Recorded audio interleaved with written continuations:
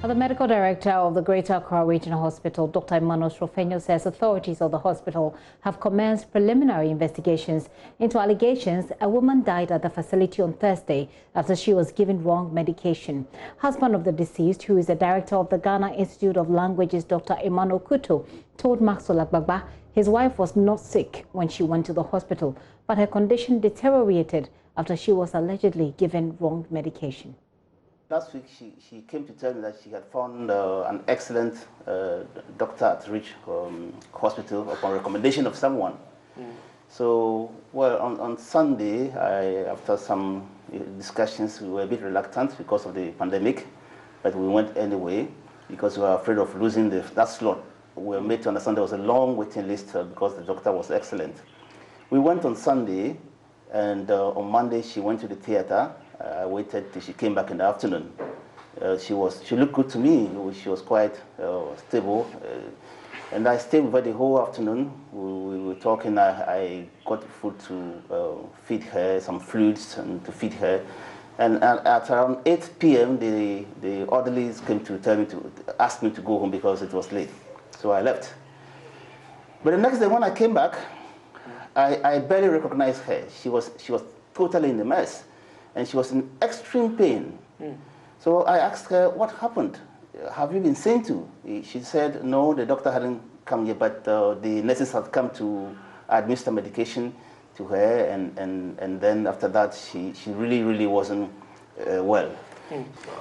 I was there until the doctor came, a young man who came, and he came and went through the folder at the bedpost there, and then she asked the nurse what medication had been given, and so at a certain point he said he didn't prescribe one of those medications. He didn't prescribe them.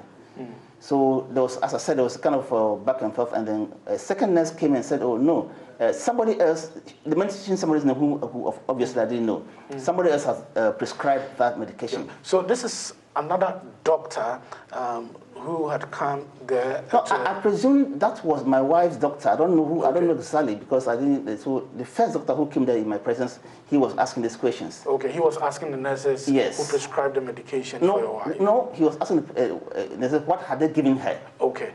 So when they said they had given this and this and that, then he said one of those things he didn't prescribe. So it was clear that he was the doctor. Yeah. So he said, who did this? I didn't prescribe this. So they mentioned somebody else's name. Okay. And he said right in front of me, okay, I'm going to call him right now and ask him. So after he put the folder down, and then he left back into the lounge, into the lobby, and I followed because I was concerned. I wanted to know what was happening. So I was right there. When they picked the phone, he went behind the counter, picked the phone, and started talking to the other doctor.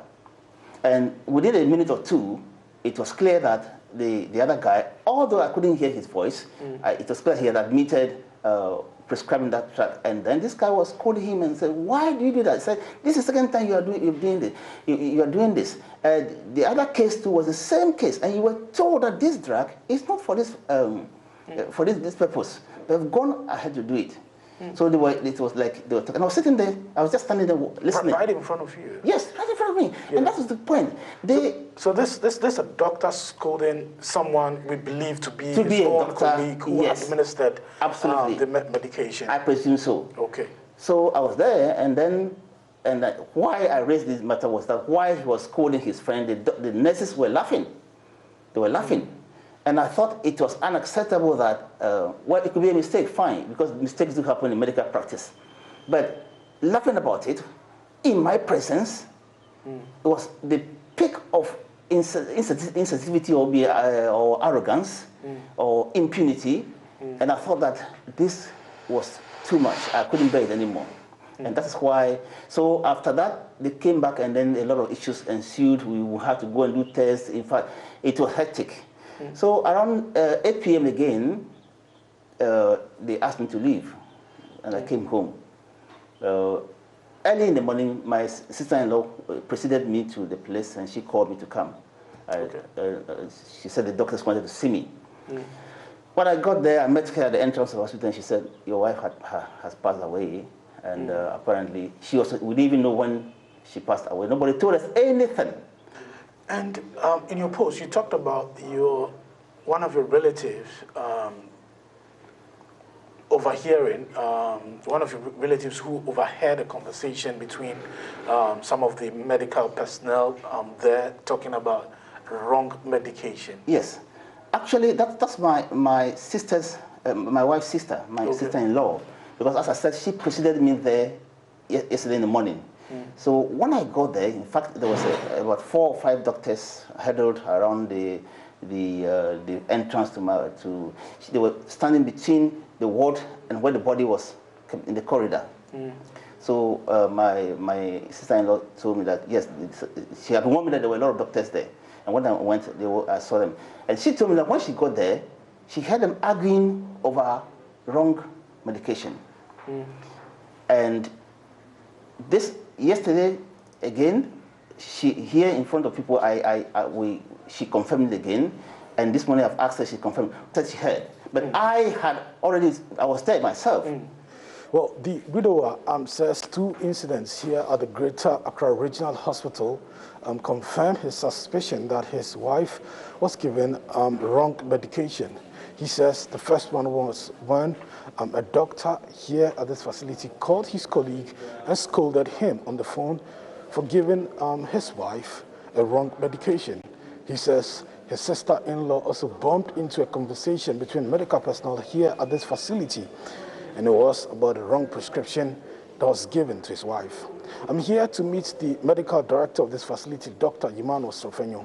He says investigations are about to begin to bring finality to the matter. First of all, I want to use your medium to express our condolences, deepest condolences to the man and the entire family for this unfortunate loss. And I must say that this issue also came to our attention this morning when we also saw the post in social media. And immediately management has instituted a rapid investigation into the issue to gather as much information as possible about what happened. It is now that we are trying to put the bits and pieces together. And once that is done, there will be an in-depth investigation committee that will look into all the issues, the management steps, the medications prescribed, treatments given, and so on and so forth to determine whether the allegation is true or not. As we are here now, we don't have any concrete information. It's just an allegation. We don't have any concrete information as to what exactly happened until that committee does its work. And then when that is completed, we will share with the various stakeholders, and I believe the media, you'll be apprised of whatever has gone on. Okay. Thank you. Okay. So, there's a team that is working now to come up with a preliminary as we are talking, finding. there is a team that is doing a rapid assessment of the situation, gathering some information, and then that will be assessed by the management. And then thereafter, the management team will also set up an in-depth investigative committee, which will involve interviewing of various people who have attended to the person in one way or the other, the doctors who have attended, the nurses who have attended, and even the husband who was also present along the line. The husband will also be interviewed to gather the facts in more greater details. And then this committee will now come out with their findings and recommendations. And these recommendations will be implemented by management. That is a standard procedure that we apply anytime there is such events within the Ghana Health Service. Okay.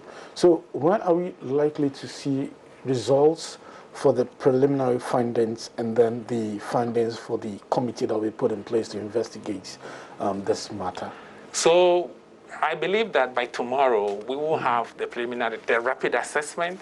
That will be done by tomorrow. We'll have some information, and this will be presented to the Ghana Health Service headquarters, and then they will then do an initial release of a statement, and then that will pave way for the in-depth investigative committee, which will also start its work probably latest by tomorrow.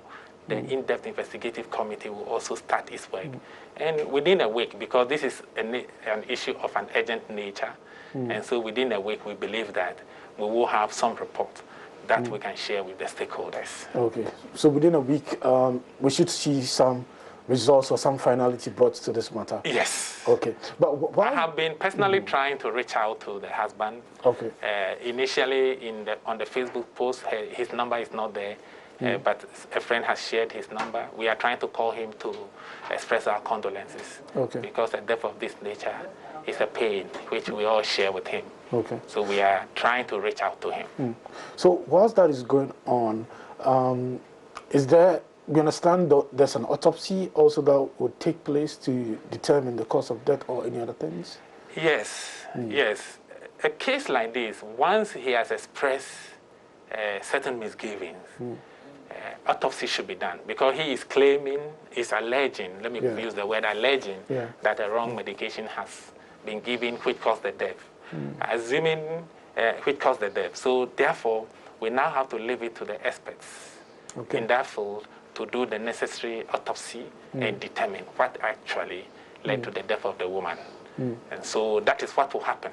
Okay. Definitely. Okay. For those who would have reason to raise concerns about the Greater Accra Regional Hospital conducting the autopsy, but itself, who would have reason to doubt that you do a fair job, what would you want to tell them?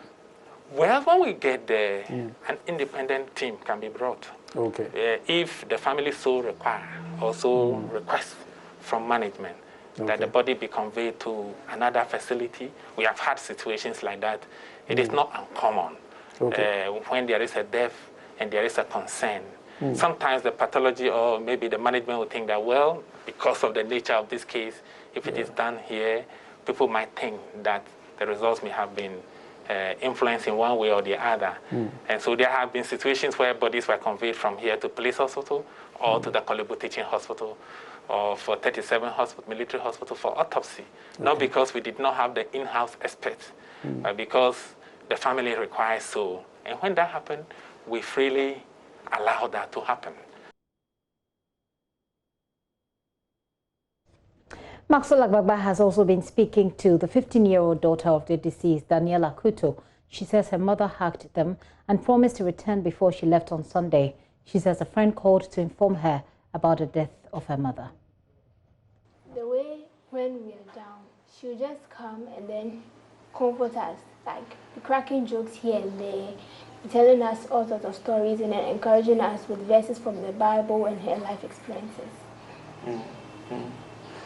And how did you hear about her demise? It was my friend. She called me and then she was like, she's sorry to ask me this, but her mom called my mom's line and then she was told that my mom is gone. But then I hadn't heard anything yet, so I had to call my dad. And when I called my dad, I asked, how is Mama? He said, your mama is not fine at all. So I was really worried. When he said your mama is not fine at all, I thought that, oh, she's still alive, but she's just not well. But then he came home and then he called us together and then he hugged us and then started crying. And then I knew that it was true. Your dad started crying? Yeah. What would you miss about your mom? Everything about her. There's nothing I wouldn't miss about her. What was the last conversation or encounter that you had with your mom? I think that was when she was going. She was like, take care of the house. Then she hugged us and told us that she would be back. But she didn't come back. That was when? That was Sunday? Sunday evening, before she left. Sunday evening? Yes. Okay. So she cooked for you and then she hugged you? Yeah. She hugged the three of you? Yes. Wow.